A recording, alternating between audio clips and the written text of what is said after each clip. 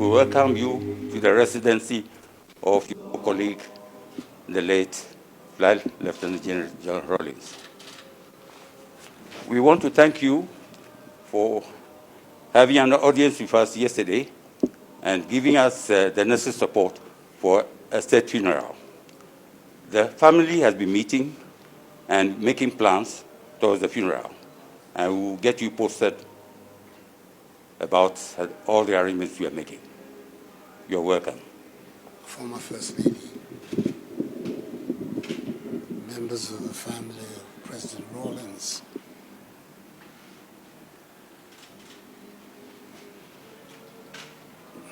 my presence here is for obvious reasons. Like the 30 other million people of Ghana, we were all shocked yesterday to hear that our first president has gone to meet his maker.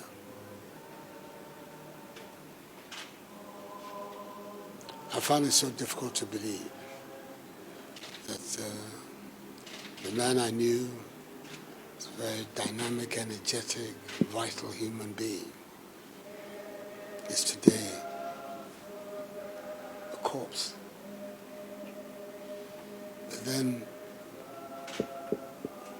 it's an experience that will come to each one of us in our turn.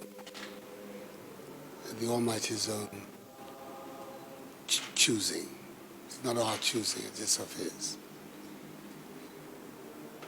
So when I heard the news, I had the Chief of Staff make contact with you to let you know that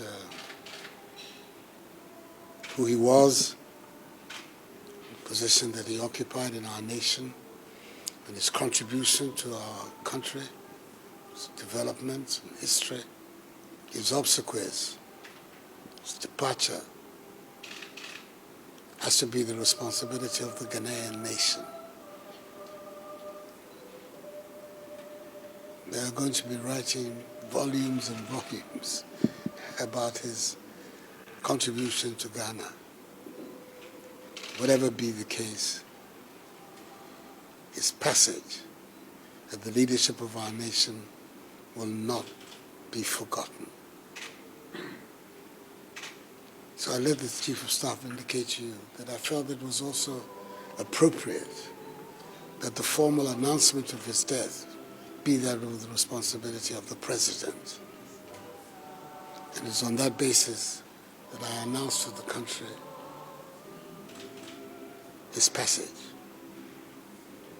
In the evening, you sent a delegation involving Colonel Abutui, Aguji, your eldest of your children, and the others to come and officially inform me of it.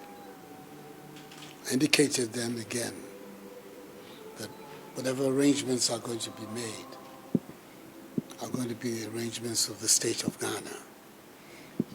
We have to make sure that this man is given a befitting state burial. His contribution to our country is enormous, many, many, many grounds. And our nation must show its true appreciation of his work and output here in Ghana. So, amongst the Chief of Staff, to liaise with whoever you designate, for us to start to think about how to go forward on his burial. But in the meantime, it's important that we should come here and express to you, to your children, to his family, deep condolences on what has taken place so suddenly.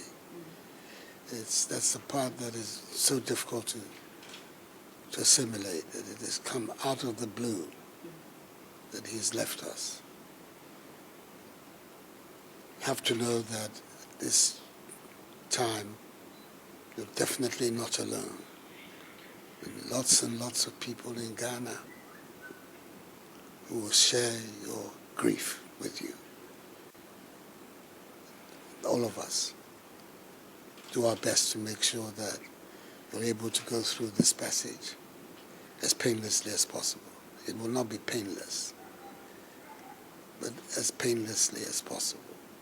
So I came here this morning just to express to you a personal condolence about what has happened, and once again to reassure you that the Ghanaian government is going to be right with you in making sure that your husband is given a fitting send-off and farewell.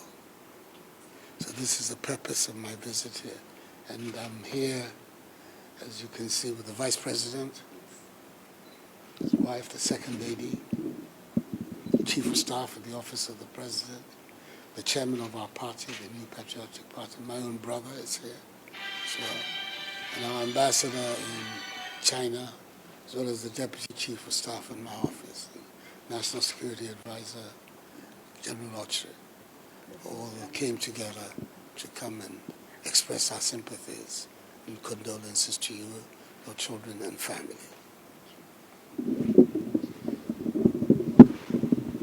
On behalf of Her Excellency Nana Akufo Rawlings, the widow of His Excellency Flight Lieutenant Jerry John Rawlings, and the family, I stand here to thank you and your delegation for this show of support and for the immense honor done to His Excellency by ensuring that he will be recognized by a full state burial, and also the extension of all protocols and courtesies to the family to ensure that we honor his memory as a result. Indeed, this was unexpected.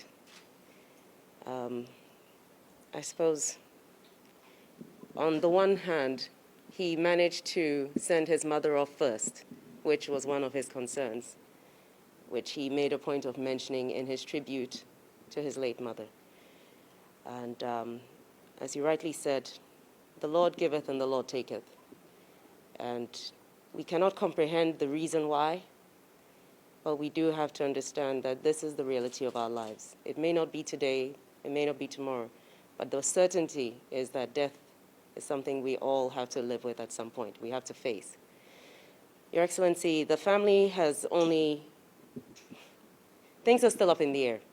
We are yet to discuss the date of the funeral, and as such, what we can do today is to thank you once again for paying us a visit today and honoring us, and to let you know we will work closely with the Chief of Staff and with State Protocol to ensure that the wishes of both are honored as much as possible, both the family and of the state, to ensure that this goes off without a bit of a problem at all. We go through smoothly and honor the memory of the man he was.